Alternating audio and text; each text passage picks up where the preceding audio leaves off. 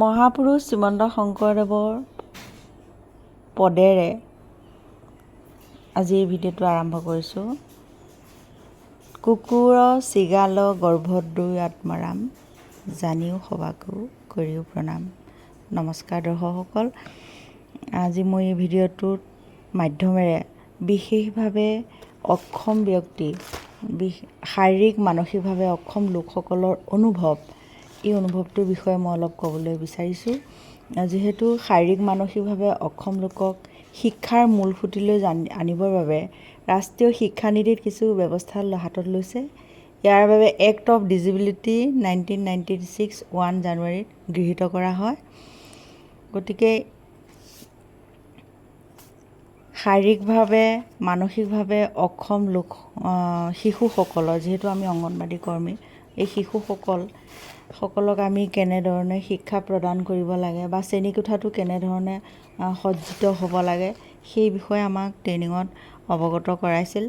আৰু লগতে আমাক এক্টিভিটি অলপ কৰিব দিছিল যে বিশেষভাৱে অক্ষম ব্যক্তিসকলৰ অনুভৱটো কেনেকুৱা, তেওঁলোকৰ জীৱনশৈলীটো কেনেকৈ তেওঁলোকে দুখৰ মাজেৰে পাৰ কৰে সেই বিষয়টো আমাক অনুভৱ কৰিব দিছিল। আমি তাত অন্ধ লোক, খুৰা পেঙুৱা লোক হ'লে কেনেকুৱা কি হয় তাৰ প্ৰদৰ্শন কৰিছিলোঁ। তাৰে অকণমান আভাস আপোনালোকৰ এই ভিডিঅ'টোৰ মাধ্যমেৰে আগবঢ়ালোঁ।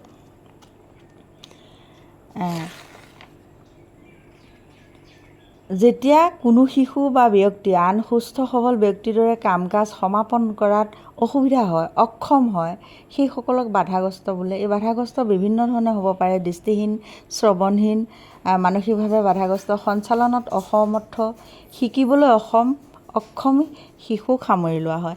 এই শিশুসকলৰ শ্ৰেণীকোঠাটো কেনেধৰণৰ হ'ব লাগিব বা তেওঁলোকক কেনেদৰে আন ব্যক্তি বা আন শিশুৰ দৰে আগুৱাই লৈ যাব পাৰে তাৰ ওপৰত বৰ্তমান চৰকাৰে বহুতো পদক্ষেপ গ্ৰহণ কৰিছে। তাৰে আমাৰ অংগনবাড়ীটো অন্তৰ্ভুক্তি কৰিছে, যিহেতু অংগনবাড়ীৰ পৰাই প্ৰথম খোজটো শিশুসকলে লয়। তাৰ ওপৰত ভিত্তি কৰি মই এই ভিডিঅ'টো আগবঢ়াইছোঁ যে এই সংসাৰত ঈশ্বৰে সৰ্জন কৰা সকলো জীৱ বা সকলো আত্মা ঈশ্বৰৰ সন্তান। গতিকে সকলোকে আমি সমব্যৱহাৰ কৰি তেওঁলোকক যাতে ঘৃণা পাত্ৰৰে নাচায়, তেওঁলোকক যে সমানে সমানে আন ব্যক্তিৰ দৰে আগবুৱাই লৈ যাব পাৰোঁ, তাৰ ওপৰত ধুনীয়াকৈ ট্ৰেইনিঙত শিকোৱা হৈছিলে।